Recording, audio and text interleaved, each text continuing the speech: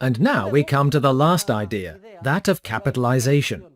We have just articulated the law which determines the market price of the services of each of the productive factors.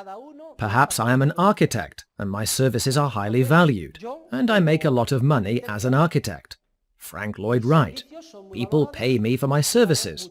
Or think of an apartment or commercial premises, an office complex. The rent is the market price of the services those commercial premises provide. In the case of labor, this price is called a wage, and in the case of the services of capital, it is called rent, or the price of hiring a machine, for instance. We have explained how the market price of the services of each productive factor is determined, but you will have noticed that very frequently in the market we do not merely rent or hire services, though we often do. I rent the services of an Oracle or a Hewlett-Packard computer, and I make a rental payment of a certain amount each month. I rent the services of an apartment for my law office. I hire the services of Pretty Woman. I have to pay for those services, and there is a market price for them. A market price exists for all of the productive factors, for the services of the factors of production. However, very frequently, we buy and sell not merely services, but an entire capital good. I buy the apartment, or I buy a Pegaso truck. I purchase the computer. Fortunately, it has been over a century since the hateful institution of slavery was abolished, but in the past, people could purchase a slave. How is the market price determined when we buy the whole capital good and not the services? It is determined by what is known as the process of capitalization. Let us imagine that in period T1, a capital good provides value V1. In the first year, the good, an apartment, provides services which have a market price, a rent of 12,000 euros, 1,000 euros each month. Well, to arrive at the present value of V1, we discount it by the interest rate. The second year, period T2, the good provides another value. Now we can discount at source, by the interest rate, 2 years of value.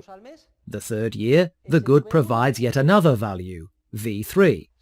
Now we can discount at source 1, 2, 3 years, and so on, until we discount at source the value in period Tn, however long the good lasts. The sum of all the yearly rents, which are equal to the discounted marginal value products, the present values of output, is called the capital value of a good. There is a mnemonic rule to help you remember this. In the case of a capital good of indefinite duration, for instance, a natural resource factor, which is never used up, the rule is very clear. The present value, the value discounted by the interest rate, is equal to the amount of the yearly rent, R, divided by the interest rate.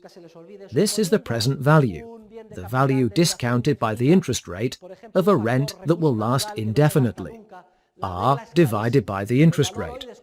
For example, if an apartment yields an annual rent of 12,000 euros and the interest rate is 10%, today the apartment will tend to be worth 120,000 euros.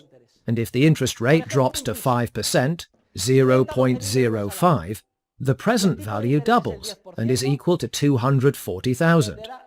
If the interest rate rises, the present value falls.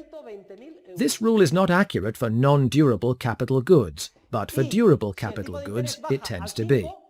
Future returns tend to have a very low present value, because when we discount them by the interest rate, their value drops significantly. And if we are talking about 10, 15 or 20 years in the future, durable capital goods are very similar to goods that last indefinitely, natural resources, and we can use this as a rule of thumb. It can also help us to understand how the price of the securities which represent partial ownership of capital goods is determined. That is, the price of shares on stock markets. If a share yields a dividend of 10 euros a year, and the interest rate is 10%, the share price will tend to equal 10 divided by 0.1, in other words, 100 euros. It is obvious why this is so, for if you invest 100 euros in that share, you will receive 10%.